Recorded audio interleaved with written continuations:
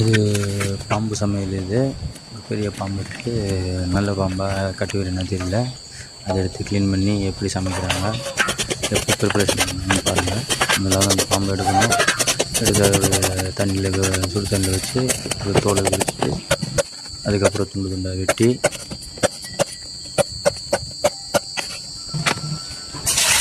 அப்புறம் தேவையான தண்ணியை ஊற்றி அதுக்கு தேவையான காய்கறிகள்லாம் போட்டு உப்பு போட்டு ஒரு மசாலாக்களையும் போட்டு சாஸ் போட்டு அப்படியே ப்ரிப்பேர் பண்ணால் பாம்பு ஃபுட்டு ரெடி ஆகிடுச்சு.